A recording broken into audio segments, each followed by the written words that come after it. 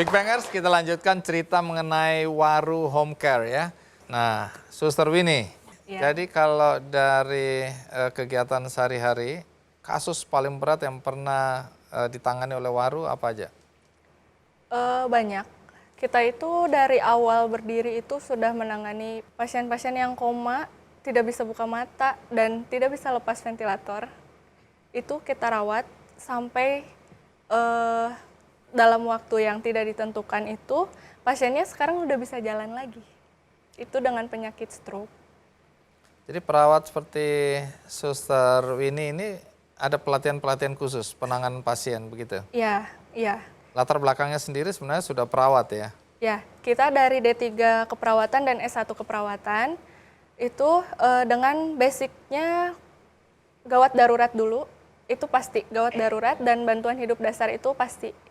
Bantuan hidup dasar itu apa maksudnya ya? Jadi lebih advance dari gawat darurat. Kita sampai genjot-genjot istilah awamnya ya, genjot-genjot jantung. Itu ngerti ya. Coba dipraktekkan dulu ini.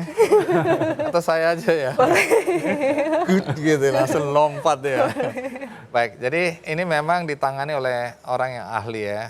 Tidak sembarangan ya, semua terlatih, ada dokter, jadi nggak usah khawatir. Dan itu bagaimana membawa rumah sakit ICU ke rumah. Saya mau nanya dong, Suster Winnie, Iya, boleh. alasan memilih bergabung dengan Waru dibandingkan dengan rumah sakit itu, apakah ada alasan khusus? Iya, banyak alasan sebenarnya. Salah satunya itu saya itu sekolah D3 keperawatan tidak diajarkan ilmu tentang home care atau perawatan di rumah. Jadi hanya basicnya rumah sakit itu seperti ini, seperti ini, seperti ini. Sedangkan kan di Waru, oh ya saya tertarik karena bagaimana kita menangani pasien di rumah dengan keluarganya, kadang ada yang merasa cepat panik, terus ada yang tenang-tenang saja. Jadi kita lebih memanage diri kita, jadi itu saya tertariknya seperti itu. Dan memang tantangan terberatnya adalah mendisiplinkan keluarga ya. Kalau di rumah sakit kan ada jam besuk. Nah kalau ini setiap orang boleh masuk keluar kamar, pasien nggak istirahat. Ya itu ada risikonya. Kalau dari sisi kompensasi lebih menarik bergabung dengan home care atau bergabung dengan kompensasi. Dengan kata lain gajinya atau pendapatannya itu menarik. Ya sangat menarik dan sangat menjanjikan. Yang gajinya paling gede nih yang dibilang itu juga. Kalau skala bisnisnya sendiri sekarang sudah seberapa besar? Misalnya berapa jumlah perawat, tadi ada 4 dokter ya? Iya, untuk saat ini kita 4 dokter dan untuk perawat yang terdaftar tuh udah 60 perawat. Iya. Komunikasinya selama ini seperti apa ya? Apa yang dilakukan oleh Waru untuk pasien yang lebih luas mereka bisa tahu. Tapi sebelumnya jawab dulu logo ya. Dari logo, tadi nih persoal misteri Waru. Misteri Waru. Jadi sebetulnya Waru itu singkatan, Waru itu. Singkatan dari perawatan di rumah gitu. Itu pertama.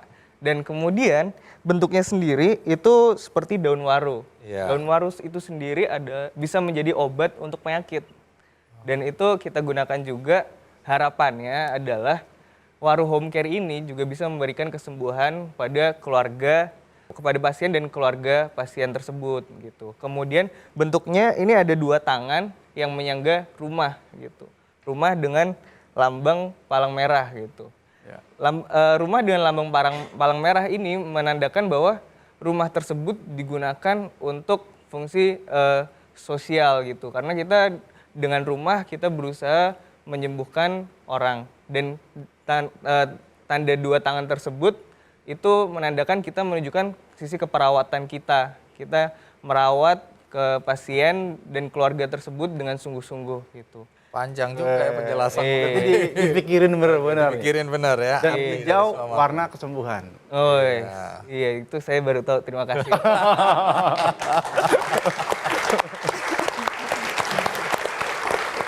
Komunikasi tadi gimana? Jadi untuk selama ini memang kita belum memasarkan ke publik karena kita masih melakukan istilahnya evaluasi terhadap SOP kita. Karena kita di sini berhubungan dengan kesembuhan pasien dan kita ingin memberikan yang terbaik kepada pasien. Nah, mulai menyentuh tahun ketiga ini kita memang baru berencana untuk membuka informasi ke publik. Kita akan membuka website di www.waruhomecare.com, dan kemudian kita juga ada kantor, semua orang bisa menghubungi, bisa datang gitu. Dan juga yang sebelum-sebelumnya juga dengan pasien-pasien kita yang mengabari ke kerabat-kerabatnya tersebut. Ya.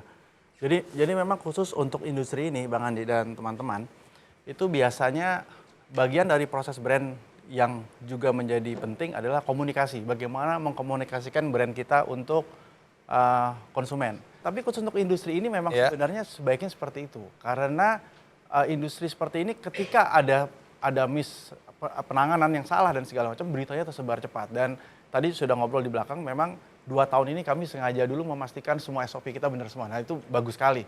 Karena banyak orang juga yang ketika dia membangun brand cepat-cepat bikin website, bikin apa, terus tulis janji-janji surga yang ini, tapi Begitu di lapangan backfire. Nah, apalagi Orang industri yang marah. seperti ini yang detailnya banyak sekali ya, dari penjemputan, pembayaran, penanganan. Dan ini berkaitan dengan nyawa, jadi Nyawa nggak bisa orang. main-main ya. Nyawa nggak bisa digantikan kan. Iya. Nah juga ada pertanyaan lain. Kalau tantangannya sendiri, karena bisnis ini kan hanya bisa berkembang bersama dengan bukan hanya demand-nya dari sisi pasien, tapi juga kapasitas tadi ya, tenaga medisnya harus cukup. Apakah ada kendala di lapangan?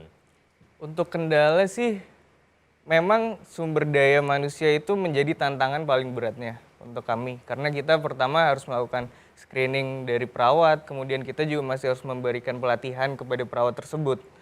Tapi untuk kedepannya rencananya justru kita inginnya sih kita merangkul akademi keperawatan supaya kita bisa melakukan pelatihan langsung kepada yang masih baru menjadi perawat, dan kedepannya mungkin bisa langsung kita tarik untuk menjadi sumber daya manusia dari Waru Home Care ini.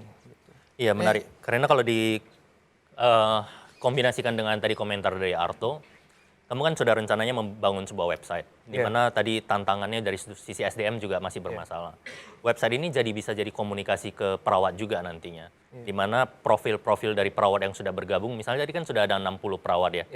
Orang-orang yang baru lulus dari keperawatan mungkin mereka tidak tahu bahwa sebenarnya Waru Home Care itu sudah cukup besar, sudah ada 60 rekan-rekan dia yang satu profesi bergabung. Dan Bahkan kesejahteraan katanya hidupnya terjamin gitu ya. Kan kita belum cek ya. Nah, Tapi hal-hal ini seperti itu perlu. jasa seperti ini pernah dijual di Tokopedia nggak? Bisa. Ini serius, boleh nggak jasa seperti ini? Kita tidak berusaha monopoli semua ya. Jadi ranah ini biar untuk Waru Home Care saja. Baik, menarik. Kalau terakhir ini, kalau kita membutuhkan jasa dari Waru Home Care ini bagaimana caranya? Untuk komunikasi bisa buka langsung aja websitenya, atau bisa nanti melalui ke kantor di Apartemen Gateway di Bandung, itu kantor kami. Di situ bisa juga ada kontak yang bisa dihubungi juga.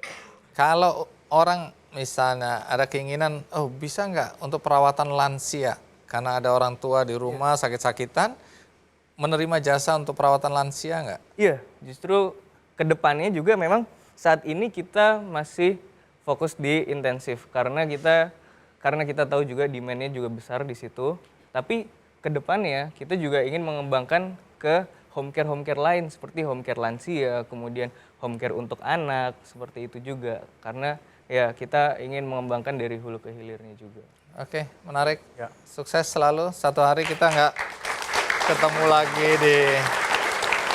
cuma di Bandung, tapi juga di kota-kota lain ya. Amin. Satu hari kita ketemu Waru di mana-mana. Waru. Baik, kita sekali lagi kita plus untuk Faris, Winnie, dan terutama untuk pasien. Pasien coba berdiri, dada-dada dulu. Iya. Oke, baik. Big Bangers, itu tadi cerita berkaitan dengan kesehatan.